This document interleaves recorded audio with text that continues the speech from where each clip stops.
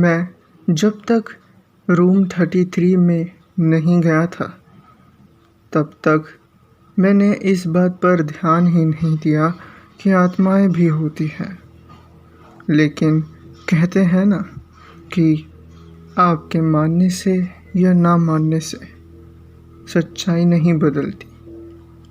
ये बात बिल्कुल सच साबित हुई जब मैं एक पुराने होटल के रूम 33 में गया। उस रूम 33 को छोड़कर भी वो पूरा होटल काफ़ी डरावना था, क्योंकि उसके फर्नीचर काफ़ी पुराने और अजीब से थे। साथ ही ज़मीन के ऊपर और फर्नीचर पर भी धूल जमी हुई थी। होटल के लाइट्स डिम थे, जिससे एक अंधेरा भरा माहौल बन रहा था। होटल के 3 फ्लोर्स थे। सारे फ्लोर्स पर 15-15 कमरे थे। 1 से 15 फर्स्ट फ्लोर पर और 16 से 30 दूसरे और 31 से 45 तीसरे फ्लोर पर। मैं अगर मजबूर नहीं होता तो कभी ऐसे होटल में नहीं रुकता। इस होटल में सिर्फ 4 लोगों का स्टाफ था। एक रिसेप्शनिस्ट, 2 असिस्टेंट और एक मैनेजर, और सभी के चेहरे भावहीन थे। हाँ, लेकिन जो भी हो, इस इलाके में बस ये ही एक होटल था। इसलिए मैं बिना कुछ ज़्यादा सोचे रिसेप्शनिस्ट से रूम की चाबी लेकर रूम 33 में चला गया। मैं जैसे ही रूम 33 के अंदर कदम रखा, मेरे पूरे शरीर में झंझनाहट उठ गई। रूम में घुसते ही ऐसा लगा मानो हवा भारी हो गई हो। अभी रात के 9 बज रहे थे। मैं बाथरूम में फ्रेश होने के लिए गया तो मुझे पता चला कि बाथरूम तक को साफ नहीं किया गया था। ये देखकर मुझे गुस्सा आ गया। मैंने होटल के टेलीफोन से रिसेप्शनिस्ट को कॉल किया और उसे डांटते हुए कहा कि मेरे बाथरूम को साफ कर दो ताकि मैं फ्रेश तो हो सकूं। और रिसेप्शनिस्ट ने बिना किसी भाव के कहा, ठीक है सर, और मैंने फ़ोन काट दिया।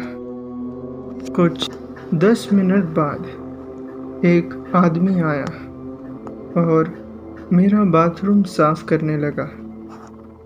और अजीब बात ये थी कि उसने मुझे एक शब्द भी नहीं कहा और बाथरूम साफ करके चुपचाप रूम से बाहर चला गया और गेट बंद कर दिया। मैंने इससे पहले कभी ऐसी चीज़ अनुभव नहीं की थी, इसलिए मैंने सोचा कि वो शायद बोल नहीं सकता होगा। मैं सफ़र से थका हुआ था, इसीलिए फ्रेश होकर सो गया। मैं नींद में था। तभी मुझे रूम के अंदर से पानी टपकने की आवाज़ आ रही थी। मैं उठकर देखने के लिए बाथरूम में गया तो पाया कि नल खुला हुआ था और उसमें से पानी टपक रहा था। मैंने उसे बंद किया और बाथरूम से निकल गया, लेकिन फिर से मुझे पानी टपकने की आवाज़ आने लगी। इस बार मुझे थोड़ा डर लगने लगा था। मैंने देखा इस बार दूसरा नल खुला हुआ था। मैंने उसे भी बंद किया और मैं जैसे ही बाथरूम का दरवाज़ा बंद करके बाहर निकला, उसी टाइम एकदम तेज़ पानी गिरने की आवाज़ हुई और जब मैं अंदर गया तो अचानक पूरे रूम की लाइट कट गई। साथ ही अब कोई पानी नहीं गिर रहा था। मेरा दिल तेज़ी से धड़कने लगा। मुझे अचानक से ऐसा लगा कि मेरे पीछे से कोई गुज़रा हो। मैं बाथरूम से निकलकर हॉल में गया और तभी बेडरूम से टेलीफोन बजने लगा।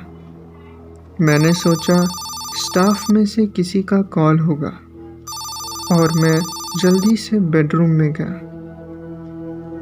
मैंने कॉल उठाया, लेकिन उसमें से अजीब आवाज़ आ रही थी, जैसे कि 3-4 लोग फुसफुसा रहे हों। और अचानक से सब शांत हो गया। मेरे कुछ समझ नहीं आ रहा था कि ये सब क्या हो रहा है। इसके लगभग 2 मिनट बाद मेरे दरवाजे को ठोकने की आवाज़ हुई। मैं मोबाइल की फ्लैश लाइट में दरवाज़ा खोला, लेकिन सामने कोई नहीं था। मैंने आवाज़ लगाते हुए कॉरिडोर में पूछा कि कोई है, लेकिन कॉरिडोर भी अंधेरे में था और पूरा शांत। मैंने रूम का दरवाज़ा बंद किया और अपना सामान पैक करने लगा, क्योंकि मुझे यहाँ कुछ भी ठीक नहीं लग रहा था। मैं जैसे ही सामान पैक करके रूम से निकलने वाला था, तभी मेरे पीछे से एक आवाज़ आई, सर, आपका टाइम अभी नहीं हुआ। मैं अचानक से आई आवाज़ सुनकर वहीं जम गया। मेरे हाथ पैर ठंडे पड़ गए। मैं डरते हुए पीछे मुड़ा और मेरे सामने वही रिसेप्शनिस्ट था। मैं हड़बड़ी में रूम का दरवाज़ा खोलकर नीचे की ओर भागने लगा। मैं अभी फर्स्ट फ्लोर पर पहुंचा था कि मेरे सामने वो रिसेप्शनिस्ट आ गया। मैं रुक गया और डर से पीछे सीढ़ी चढ़ने लगा, लेकिन मैं बिल्कुल उम्मीद छोड़ चुका था। मैंने उससे कहा, मुझे जाने दो प्लीज़, लेकिन वो रिसेप्शनिस्ट मेरे तरफ बढ़ने लगा। लेकिन जब वो मेरे पास आया तो मैंने हिम्मत करके उसके साइड से निकलकर नीचे भागा और उस होटल से निकलकर सीधे रोड पर चला आया और बस भागता रहा।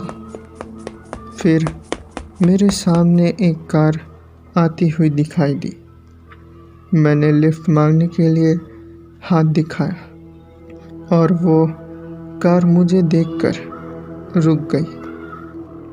फिर मैंने कहा कि मुझे आगे शहर में छोड़ दो, तो उस आदमी ने बोला, ठीक है, बैठो।